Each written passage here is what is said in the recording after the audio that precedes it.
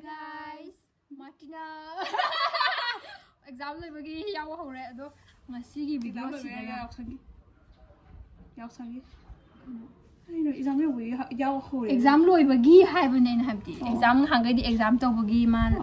tharubagi ado ngasigi video sida tawdoise nganmanbra ngasigi video sida tawdoise nahan je thobi sana hadi je na rulina aingonda masakhangda mi myam nate adu da su moi hoi ne moi sabak suba masakhangda mi myam su lay aduga hoi adu di to one ya ne adu di dum na masakhangda mi mangda ma la na tawdo yam sauni aya pen khide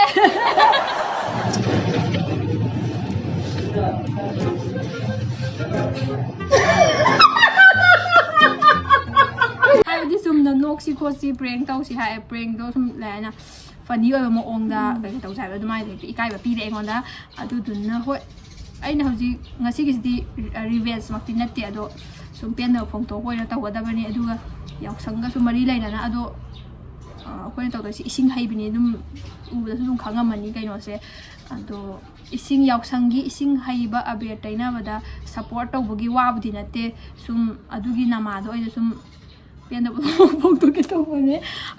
ai ngasi si taw ge khande ba ko ngasi akoi se ma na khalam da bare akoi se aina mongon da kaino ma wari kaino ma thai bane ba kaino ma adu da ma ne prank la sum taw lai ne adu ga ngasi prank la sum taw adu ge taw di taw ra ge na taw bane ba isu khambra ngasai ka sum khalam ma na hairak pa akoi da prank message ama thara gi ba akoi dong ga aga lai o du de ngasi si prank am taw ya na khan ba gi taw re ni ado kamai taw gani hai ma tam sida Martina gi machena phone taw doi ne ba thobi na amta la o hai ra taw doi ne ba du la hoi hai ra ma la ni ma la ma tam da ibani na rum la ni du ga ising hajala ni magi prank da akoi na asem maki ohan grani ma prank yam taw ning ba ma le ma nga sai di na le du prank ra hai le du ngasi asem ai revenge taw su khara lai ra taw ge khan bane ba ko adu ngasi revenge budin natte revenge bu te do adu bu section be are ma section be over are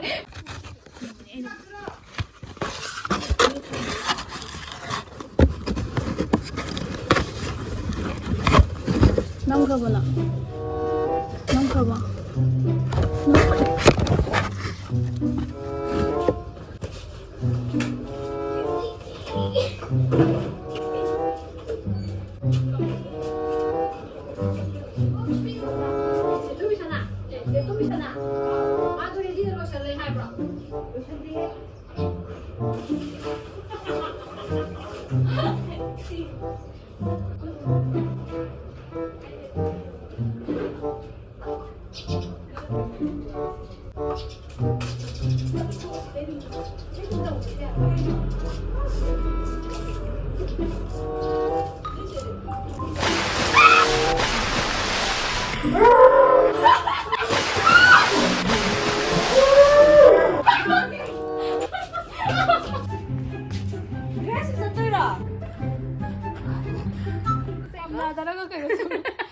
ado hoji prank success ado video do akoi do nang hawdra wa phajana camera thin maduna or wa de hadi mayek to phajana odra duga mayek tu takhai ma khalaga su amadu udi pha amadu nang hawdra ba mana lakna hang raba ma do ready de lakna ready ta ur khara ma le duna brightness to kan man lakwan gre seba nang hawdra duna video do yam tina nungai boy dresu hadi like to wirabu hadi nai dana sai bu mo da phajana o hawdra ho adu gi dama akoi ju nungai de phajana no adu aina sai bu di kya phajana pan hawdre ma du phone pai rak du uwe ba aina lepi ba side tu da mai mu ko to phone pai ba aina phone pan hadi de bai sai gi man thot no de ne ri ngai da sai ho kitang bu di ma phai gan da khara bu di so ge ma do Martina ma ma press to san ni da phone do kitang bu di so le ta ga su ka su kai drop khara khata de wa hamba adu ai drop oram da sa ta su phone do ka hadi ai di ma mai de tawri adu ai gi side ta mana phone da pai da adu gi ai na dum sai be ai na sai khre kai khudang si da e wa ai du khol si de na pa ai on tong ayo ta kitang mana at so from mi se ai on da pa nang ne na sa ai bo de tu le ai za